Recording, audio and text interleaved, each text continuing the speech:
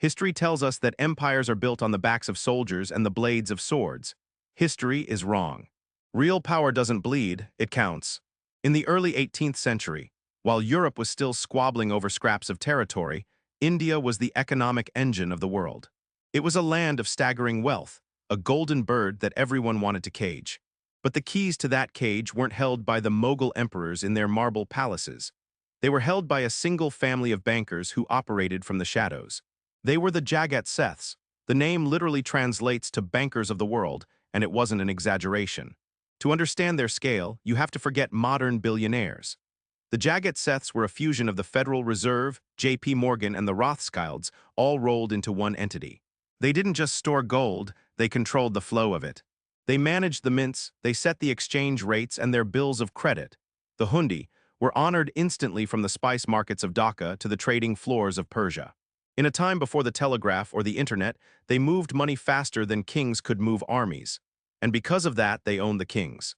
When the Mughal Empire began to fracture in the 1730s, the provincial rulers, known as Nawabs, thought they were independent. In reality, they were leveraged to the hilt. The Jagat Seths financed their wars, underwrote their lavish courts, and kept the state solvent. But there is an old rule in finance. The creditor is always the master of the debtor.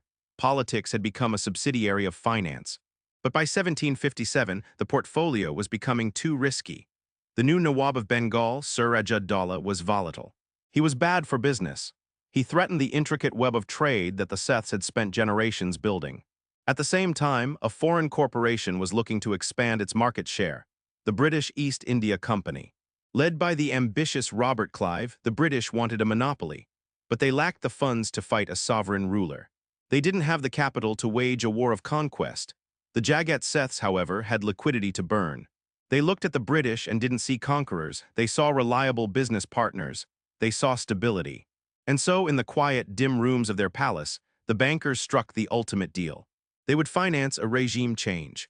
They agreed to bankroll Robert Clive's army, pay off the Nawab's generals, and effectively buy the throne of Bengal. The resulting Battle of Plassey was not a military victory. It was a liquidation sale. The Nawab's army, bribed with Seth gold, stood down. Suraj-ud-Dawla was executed. The British took control. The bankers congratulated themselves on a shrewd investment. They believed they had installed a puppet government that would protect their interests forever. They were fatally wrong. They had invited a shark into the goldfish bowl. The British East India Company didn't want to play by the rules of the market. They wanted to rig the game. Within a decade, the British realized they didn't need to borrow money from the Seths if they simply owned the tax revenue of the entire country. It was the first and most brutal hostile corporate takeover in history. The British seized the Diwani, the right to collect revenues. Overnight, the cash flow that sustained the Jagat Seth Empire was diverted to the East India Company. The independent bankers were regulated into irrelevance, then audited into ruin. Their vast fortune, once rumored to be larger than the Bank of England's reserves, evaporated. But the tragedy wasn't just limited to one family. The fall of the Jagat Seths marked the beginning of a systemic economic extraction that the world had never seen. Economists call it the drain of wealth. Before this takeover, Bengal's tax money was spent in Bengal. It circulated. After 1757, that money was siphoned out. The British used Indian tax revenue to buy Indian goods, which they then sold for pure profit in Europe. It was a self-feeding financial loop. India was literally paying for its own oppression. Between 1757 and 1947, it is estimated that Britain extracted the equivalent of $45 trillion from the subcontinent. That money didn't just disappear, it went to work. It funded the steam engines of Manchester, it built the Royal Navy. It financed the wars against Napoleon. The Industrial Revolution, the very bedrock of modern Western power, was fueled by the capital injection from Bengal. The Jagat Seths had built a financial system so sophisticated that the British didn't destroy it. They hijacked it. They took the mechanisms of credit, the bureaucracy of revenue, and the networks of trade, and they weaponized them to pump wealth from the east to the west. But history has a sense of irony.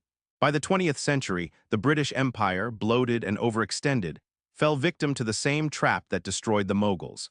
They forgot who held the money. 2 world wars bankrupt the treasury.